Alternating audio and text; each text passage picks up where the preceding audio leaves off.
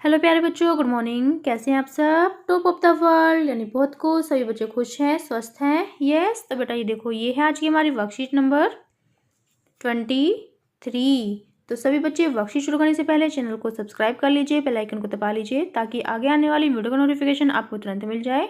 तो बेटा ये देखो, ये है आज की हमारी वर्कशीट। तो आपको पता है हमें पहले क्या करना है। सबसे पहले नेम ऑफ स्टूडेंट, सभी बच्चे अपना नाम लिखेंगे। यहाँ लिखेंगे नेम ऑफ क्लास टीचर, अपने कक्षा अध्यापक का नाम।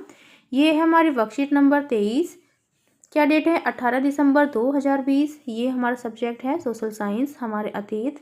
ये कक्षा 6 के बच्चों के लिए वर्कशीट है। यहाँ सभी बच्चे अपना सेक्शन लिखेंगे, ए बी या सी, जो भी आपका सेक्शन हो।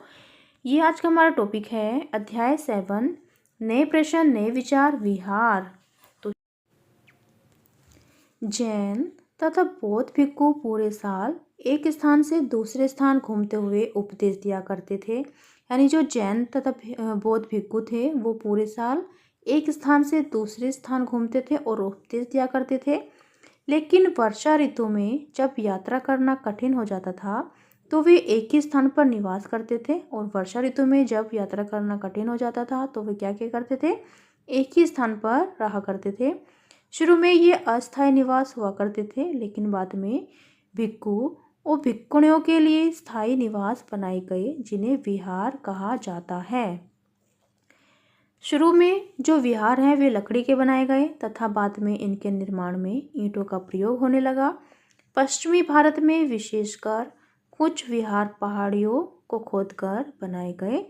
तो यहाँ आप देख सकते हैं, यहाँ पर देखो, यहाँ पर है कार्ले गुफा, महाराष्ट्र में है। जो ये एक विहार है जहाँ भिक्षु और भिक्षुणी रहकर ध्यान किया करते थे। प्राय किसी धनी व्यापारी, राजा अथवा भूस्वामी द्वारा दान में दी गई भूमि पर विहार का निर्माण होता था।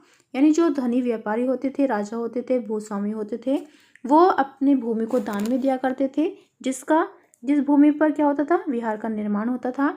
स्थानीय व्यक्ति भिक्षु भिक्षुणियों के लिए भोजन, वस्त्र तथा दवाइयाँ लेकर आते थे, जिसके बदले ये भिक्षु और भिक्षुणियों लोगों को शिक्षा देते थे।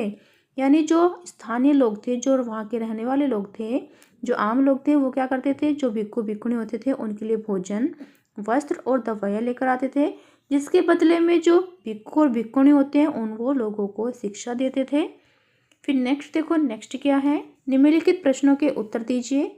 विहार क्या होते थे? तो विहार क्या होते थे? जहाँ पर भिक्षु और भिक्षुणी निवास करते हैं वो उनको विहार कहा जाता है। यहाँ पर देखो, भिक्षु भिक्षुणों के लिए स्थायी निवास बनाए गए, जिन्हें विहार कहा जाता है। यानी भिक्षु भिक्षुणों का निवास स्थान। ठीक है, ये हमारे प्रश्न नंबर 1 का उत्तर यहाँ से लिख लेंगे। फिर नेक्स्ट प्रश्न देखो, प्रश्न नंबर 2 क्या है? प्रश्न नंबर 2, विहारों का निर्माण कैसे होता था? तो विहारों का निर्माण यहाँ पर देखिए, शुरू में तो जो पहले है, शुरू में विहार लकड़ी के बनाए गए तथा बाद में इनके निर्माण में ईंटों का प्रयोग होने लगा। ये हमारे प्रश्न नंबर 2 का उत्तर। ठीक है, यहाँ से कर लेंगे। फिर नेक्स्ट देखो, नेक्स्ट प्रश्न क्या है? प्रश्न नंबर 3, विहारों के निर्माण में कौन सहायता करते थे?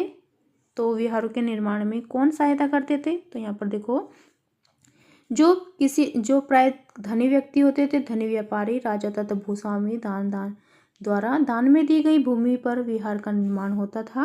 ठीक है, तो ये है हमारे प्रश्न नंबर 3 का उत्तर। आप ये भी लिख सकते हैं कि स्थानीय व्यक्ति भिक्षु भिक्षुणियों के लिए भोजन, वस्त्र तथा दवाइयाँ लेकर आते थे, जिसके बदले ये भिक्षु और भिक्षुणी लोगों को शिक्षा देते थे।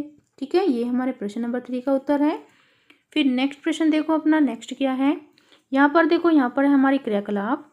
अपने परिवारजनों एवं शिक्षकों की सहायता से प्रमुख प्राचीन विहारों के नाम पता कीजिए। तो देखो यहाँ पर एक है, सबसे ऊपर तो देखो आपने एक देखा होगा कार्ले गुफा, जो महाराष्ट्र में है। ये भी एक विहार है जहाँ भिक्षु भिक्षुणी रहकर ध्यान किया करते थे। तो आप यहाँ से लेकर यहाँ तक लिख सकते हैं। ठीक है, और एक मैं आपके लिए लिखती हूँ, जैसे कि एक था थोतलाकोंडा,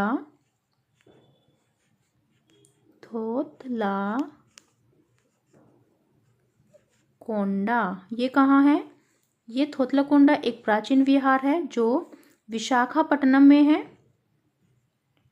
विशाखापट्टनम।